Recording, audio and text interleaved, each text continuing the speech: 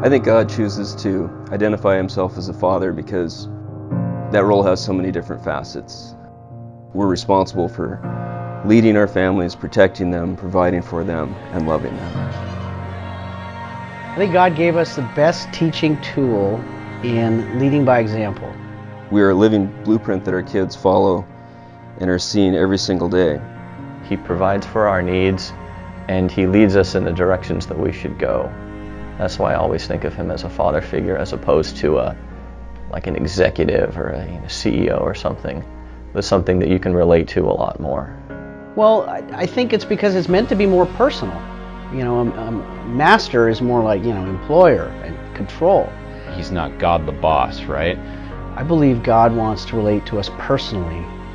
We're not here because year by year we're meeting our quotas. He's giving us endless amounts of grace. By having that personal relationship, it conveys to us that he's always there. He wants to be a part of our lives. He wants us to relate to him on that personal level.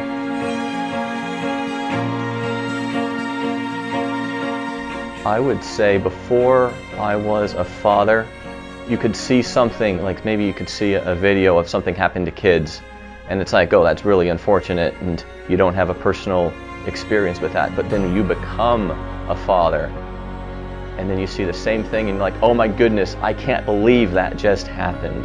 You have so much more at stake, as it were.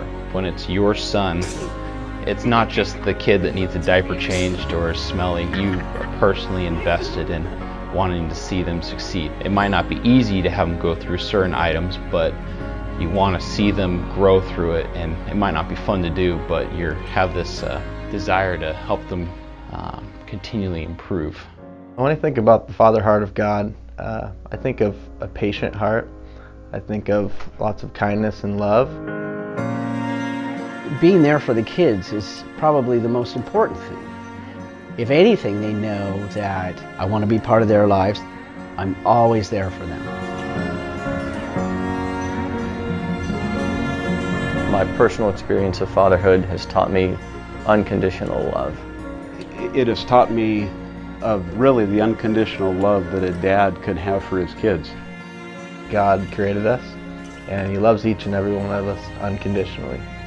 When your kids are little and you love them, to bits and pieces, and they're just great, even when they're, doing bad stuff, and then they get older and teenagers, and it's like, I really don't want you doing that, but you still love them unconditionally.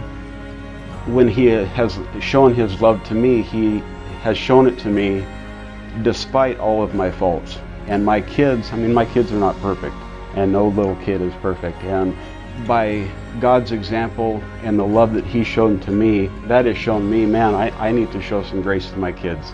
And these three things remain: faith, hope, and love. And the greatest of these is love. And if God's willing to forgive me and welcome me back and love me unconditionally, then I have to do the same thing for my family. I want to give my kids the same grace and just pure love as God has given to me. Not complicated, man.